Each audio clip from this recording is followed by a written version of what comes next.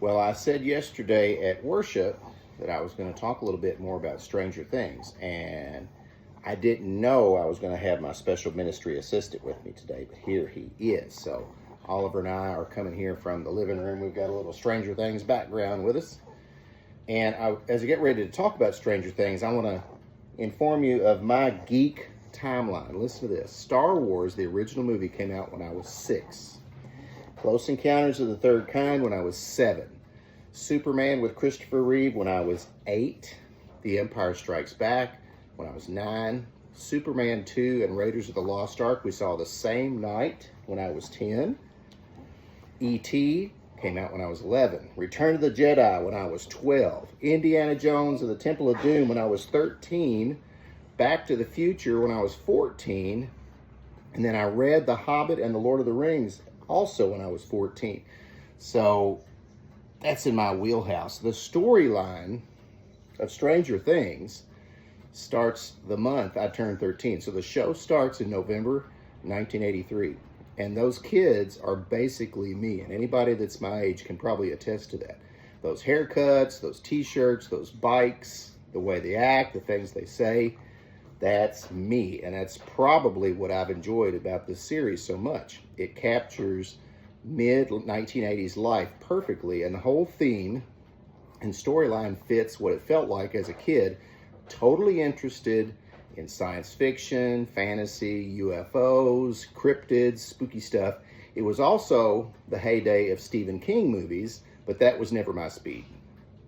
My sister and our neighbors would lie on the living room floor at our house when we were growing up and read books from the bookmobile about Bigfoot, the Loch Ness Monster, UFOs. And I truly think Stranger Things has been a well-done series, one we've watched from the first season all the way to now the conclusion in just a few more weeks. After not quite enjoying season 4 as much, I think they've recaptured some of the earlier spirit in this final season. So we're in. That's not to say it's perfect, besides getting a little too far-fetched in season 4. My pastor hat sometimes appears concerning the language, the violence, and some of the depictions of sexuality. But I'm not here for that. It's no worse than just about any other TV show or movie out there right now, sadly. I'm here because whilst watching this first half of the final season, it's come to mind several times that these filmmakers have captured the attentions of millions of people around the world with a story that depicts good versus evil.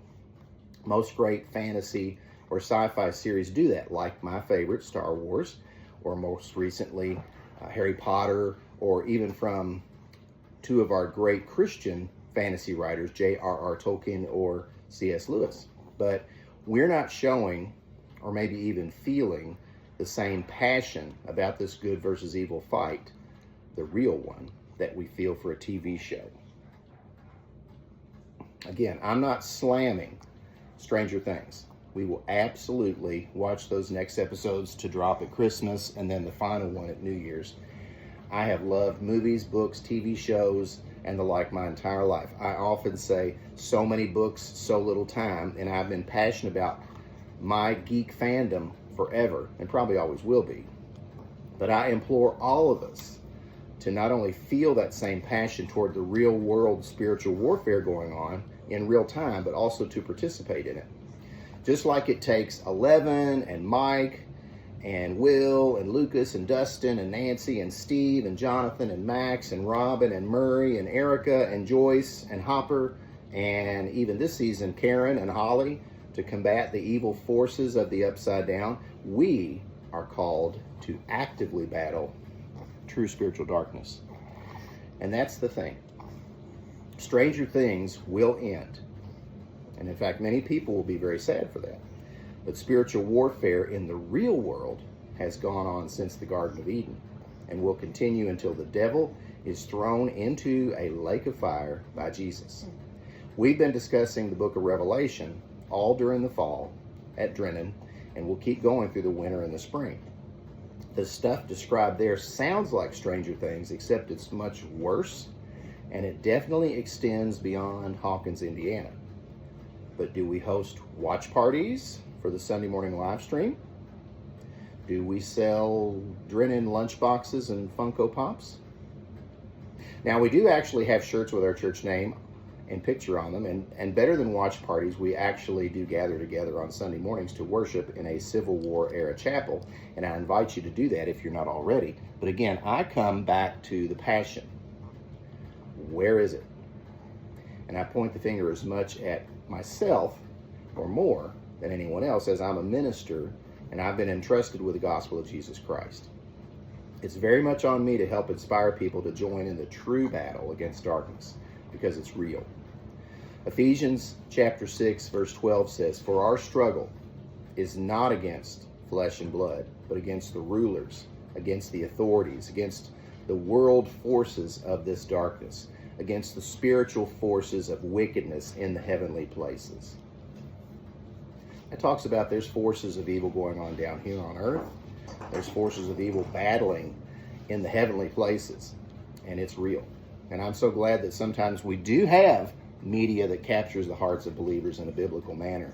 Right now, there's The Chosen, a TV series Harriet and I truly love, and there are occasionally really good Christian movies, along with some pretty terrible ones too. 30 years ago, the Left Behind series of books came out. Can't really brag on the movies much, but we got a lot out of the books, and we still do, as I reread them 2 years ago when we were experiencing some legitimate spiritual warfare at Drennan. But more than entertainment, more than escapism, we need reality, and that can only be found in our Bibles and in our church lives. Stray away from the Bible, and you're not going to have a clue what any of this is about.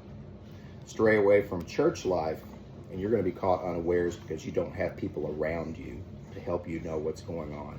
Don't let that happen. So I'd say enjoy your Stranger Things later this month.